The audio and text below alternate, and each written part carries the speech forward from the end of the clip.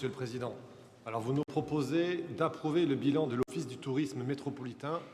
Alors, effectivement, si l'on peut se réjouir d'une situation équilibrée avec le contexte Covid pour le tourisme de loisirs, n'oublions pas que la ville de Nice est la deuxième ville de congrès de France, ou plutôt était, car c'est désormais du passé. C'est un aspect que vous semblez avoir subtilement évité. Pourtant, reconnaissez que parler du bilan du tourisme d'affaires quand on veut dresser l'inventaire du tourisme, c'est un peu lié. Dans quelques semaines, notre métropole Nice-Côte d'Azur, l'une des premières destinations touristiques de France et d'Europe, n'aura plus aucun palais des congrès.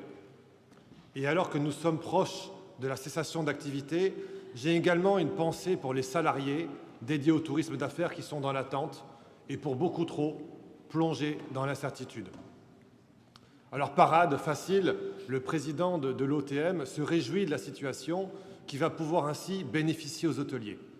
Pardon, mais citez-moi un hôtel avec 5 auditoriums de 250 à 2500 places, 50 salles de réunion de 20 à 800 places, 26 000 m² d'exposition.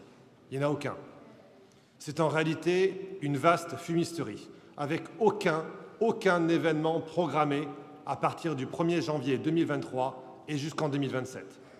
Aucun événement et surtout aucune transition vers le nouveau PEX, le Palais des Expositions et des Congrès, qui, nous l'avons appris, ne redevient qu'un projet. N'oublions pas que vous aviez évoqué la question de le déplacer au port, puis à côté de Nicaïa, sous une tente. Non, tout cela, Monsieur le Président, tout cela n'est pas sérieux. Nous réaffirmons notre soutien à un lieu au centre de Nice, permettant de conjuguer affaires et plaisir.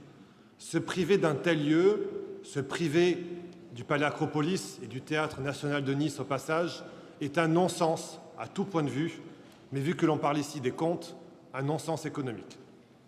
En 2019, Acropolis a réalisé un chiffre d'affaires de 19,7 millions d'euros.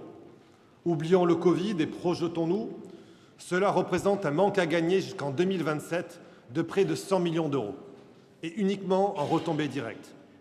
Car n'oublions pas qu'un congressiste dépense en moyenne 4 fois plus qu'un simple touriste d'affaires.